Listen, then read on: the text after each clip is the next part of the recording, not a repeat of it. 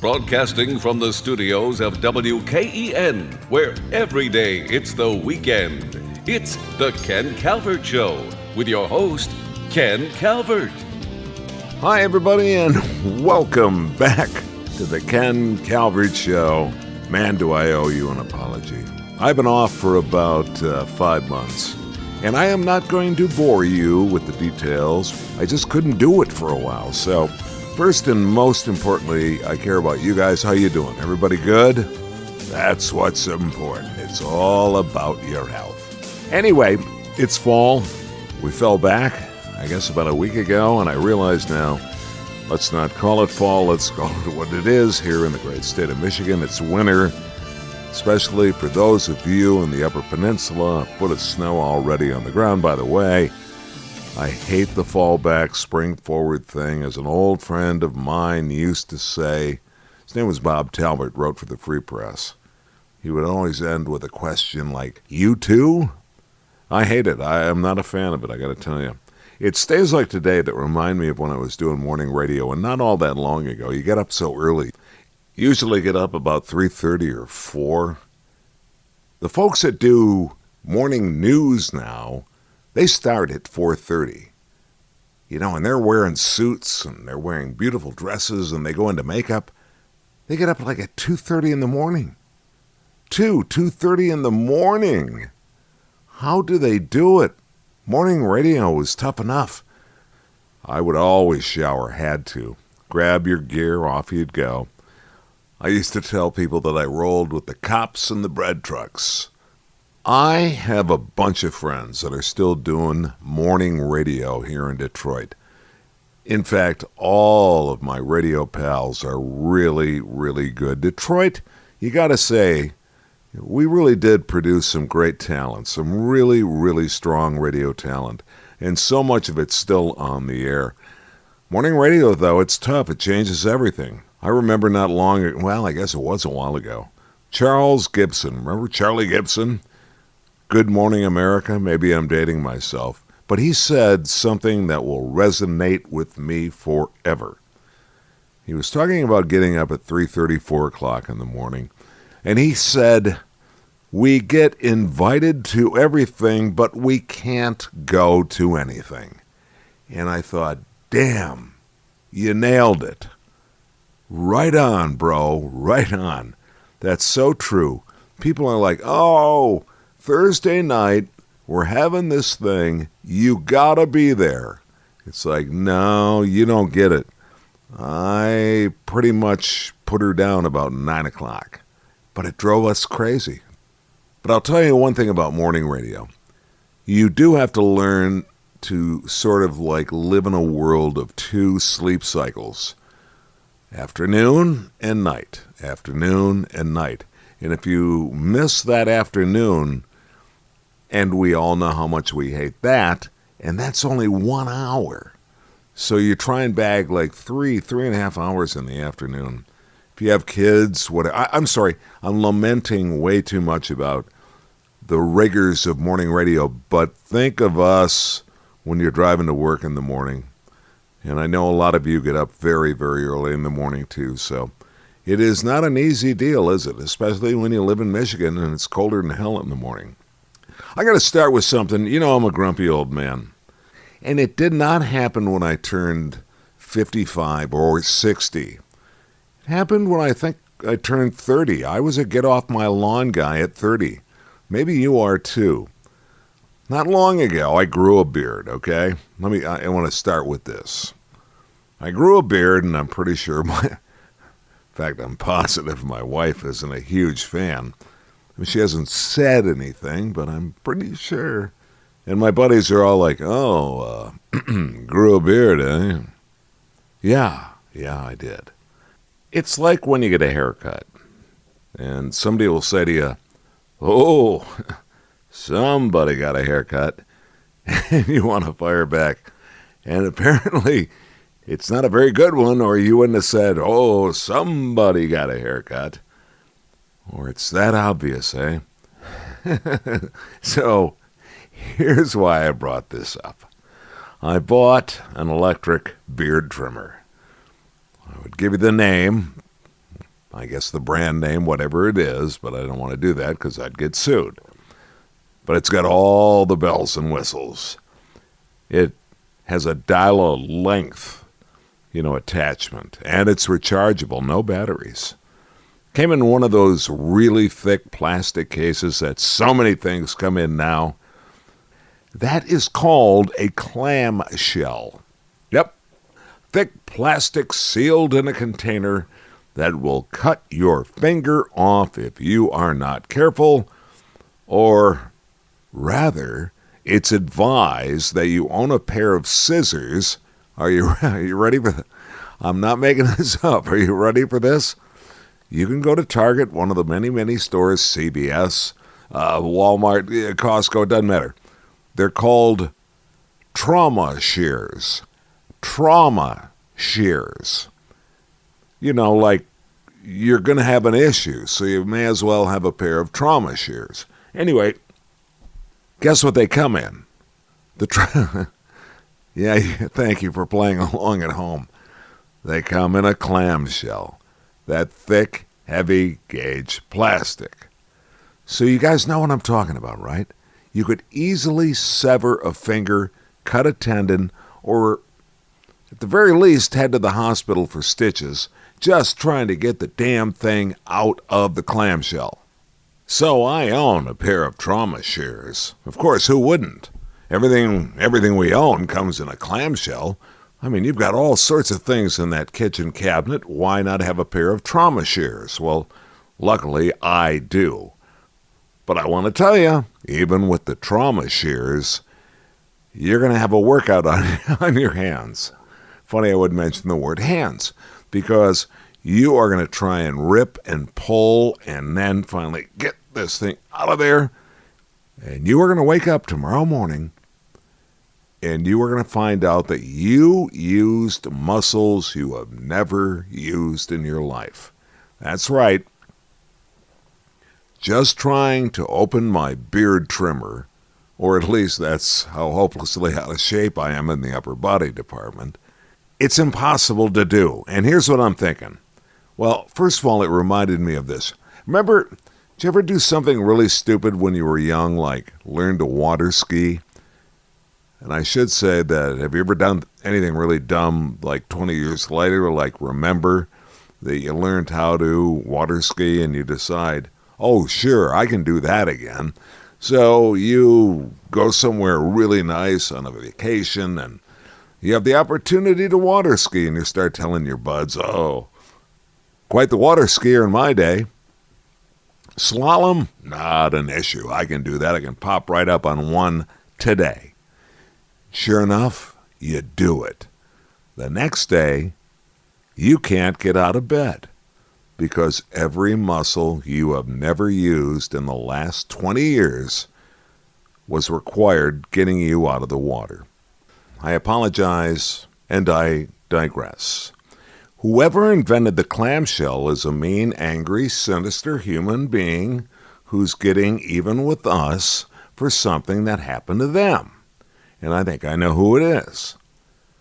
The clamshell guy is the person trying to get even with the CD plastic guy. Yeah, remember the CD plastic?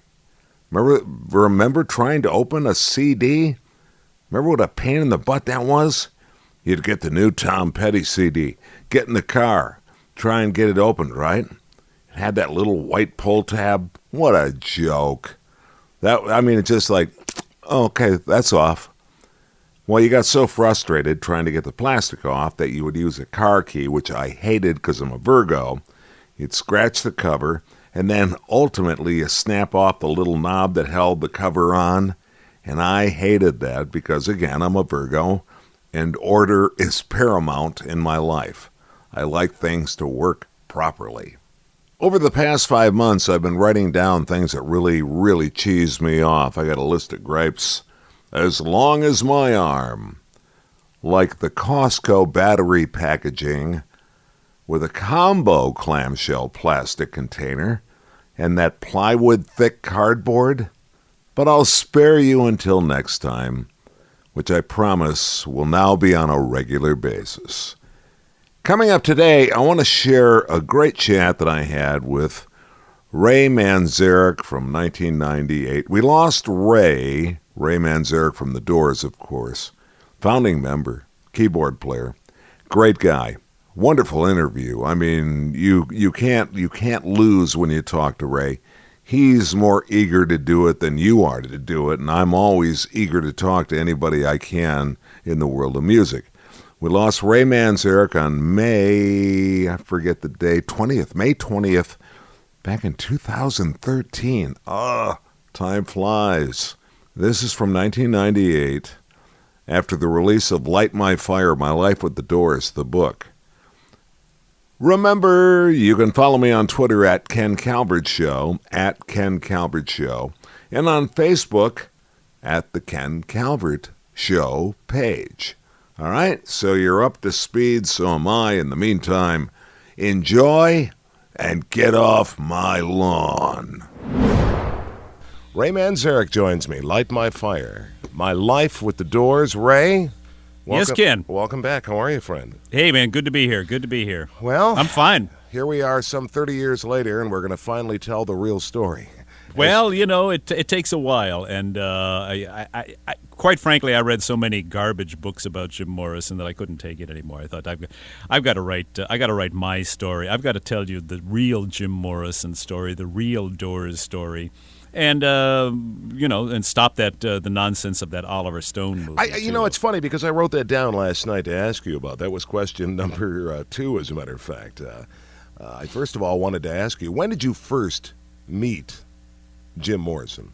UCLA Film School, 1963 or 64, right in there. And did you sense something special about this guy? Oh, he was a great guy, man. He was funny. He was intelligent. He was extremely well read. He was literate, and a great guy to hang around with. Yeah, he was I didn't sense the Lizard King to be, but he was just a good guy, a real good guy to hang out with, a good guy to get high with and talk about art, life, man, God, existence, films, literature.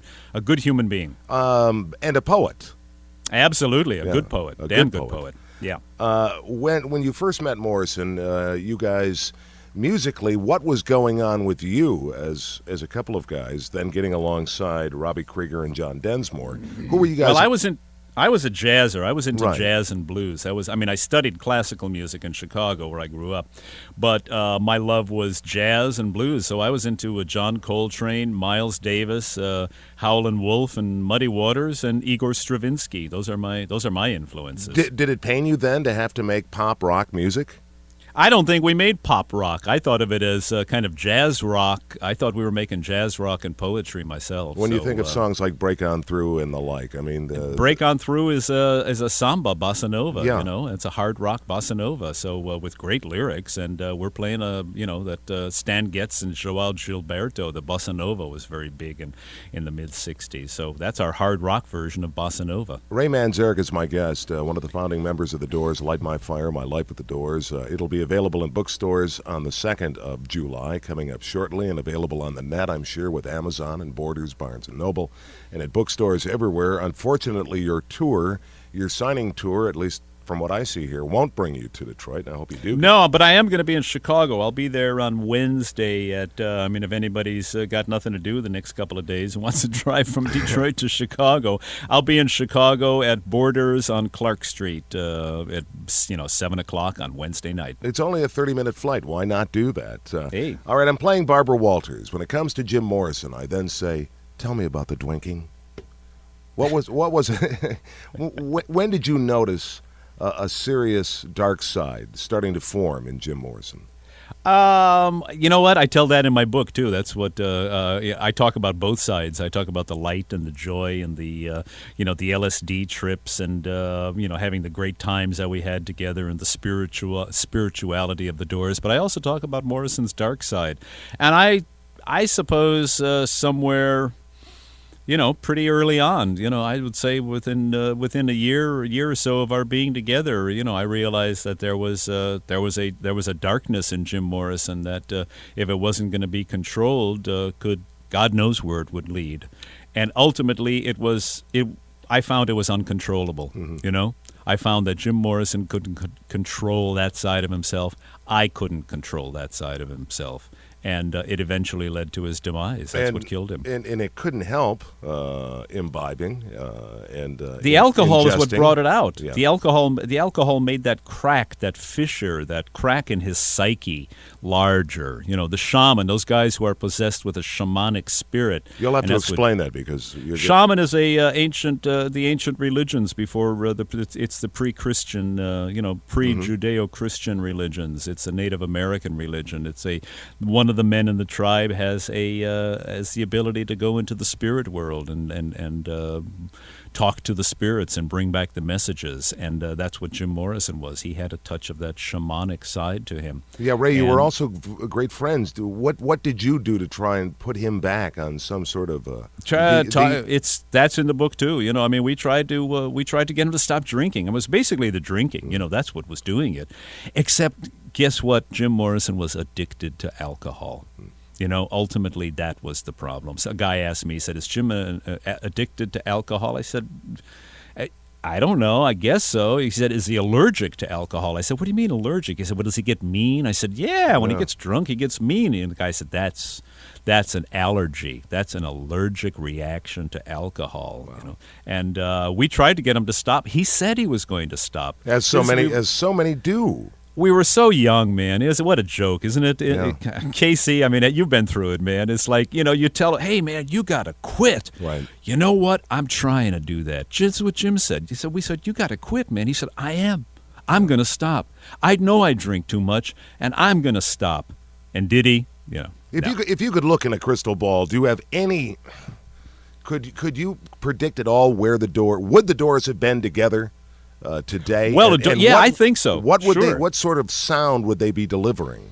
Okay. Good question, Ken. I'll tell you. I think the Doors would still be together. We wouldn't be working as hard as we did back then. It would be like once every other year we'd get together to do something. Maybe we'd do a film. Maybe we'd do theater pieces. Maybe we'd do, who knows what. But the music of the Doors would have evolved into, I think, An American Prayer was the beginning of the new Doors direction. Mm-hmm. Much more poetry, sound effects. I think on stage we would have had maybe dancers, maybe actors acting out things. Wow.